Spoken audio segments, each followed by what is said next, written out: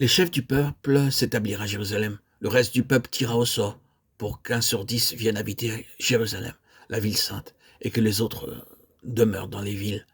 Le peuple bénit tous ceux qui consentirent volontairement à résider à Jérusalem. Voici les chefs de la province qui s'établirent à Jérusalem. Dans les villes de Juda, chacun s'établit dans sa propriété, dans sa ville. Israël, les sacrificateurs et les Lévites, les Nétiens, Nétiniens, les fils des serviteurs de Salomon. Néhémie 11, 1, 3. Alors ceux qui craignent l'Éternel ont parlé l'un à l'autre, et l'Éternel a été attentif et a entendu. Et un livre de souvenirs a été écrit devant lui pour ceux qui craignent l'Éternel et pour ceux qui pensent à son nom. Et ils seront à moi, mon trésor particulier, dit l'Éternel des armées, au jour que je ferai. Et je les épargnerai comme un homme épargne son fils qui le sert. Malachie 3, 16, 17. Il est nécessaire d'avoir devant nous tout l'arrière-plan pour apprécier réellement la présentation de ces paroles. Tandis que nous avons considéré la reconstruction de la muraille de Jérusalem par Néhémie et ceux qui furent inspirés par lui, nous avons été conduits à voir une fois de plus que comme c'était un mouvement de Dieu au temps de la fin de l'ancienne dispensation, Néhémie étant le dernier livre historique de l'Ancien Testament, de même, il y a un mouvement correspondant en notre propre temps, alors que nous avançons vers la fin de cette dispensation, à savoir que Dieu cherche à compléter, à parachever le témoignage de son Fils, notre Seigneur Jésus-Christ. Nous avons considéré ce témoignage quant à ce qu'il représente. Nous avons tenu compte de l'œuvre et des ouvriers liés à cette œuvre. Et nous avons aussi donné quelque peu la raison du conflit, de la guerre dans laquelle les ouvriers d'une telle œuvre sont entraînés. Donc, en vue d'une parole brève et simple résultant des deux passages que nous venons d'entendre, rappelons que plus d'une fois au cours de ces messages, nous sommes souvenus que Néhémie et Malachie étaient contemporains et que ce que nous lisons dans le livre de Néhémie devait être mis en parallèle avec ce que nous trouvons dans les prophéties de Malachie. Malachie parle des conditions qui prévalaient au temps de Néhémie. Et ici, nous en venons à ce qui peut être considéré comme une conclusion pour notre sujet.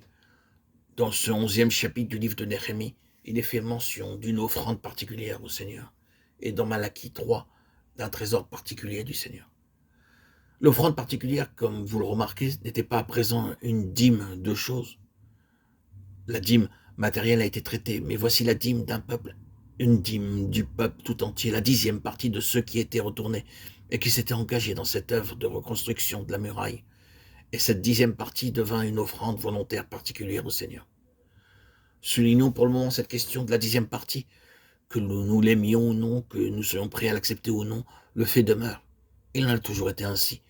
Et aussi loin que vont les prévisions du Nouveau Testament, il y a seulement un petit nombre de personnes qui vont jusqu'au bout avec le Seigneur dans son plein dessein.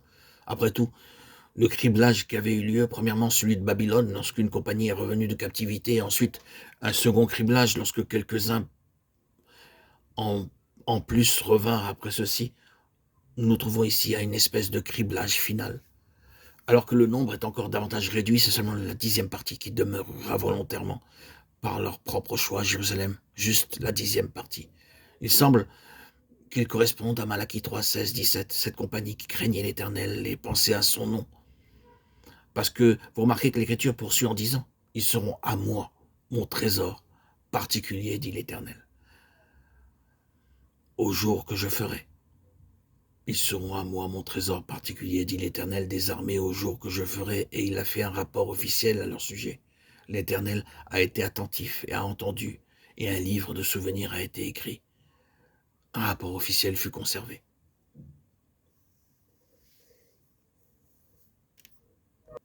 Or, dans Néhémie 11, 4, 24, vous trouverez les noms, c'est-à-dire le rapport officiel de ceux qui furent une offrande volontaire. Le Seigneur conservera un rapport officiel.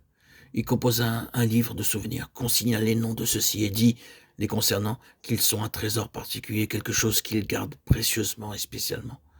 Le Seigneur cherche quelques-uns qui seront pour lui, en quelque sorte les premiers, une catégorie qui sera à l'avant-garde, le suivant partout où il va. Il cherche vraiment un noyau qui voudra en premier lieu et essentiellement la satisfaction de son cœur.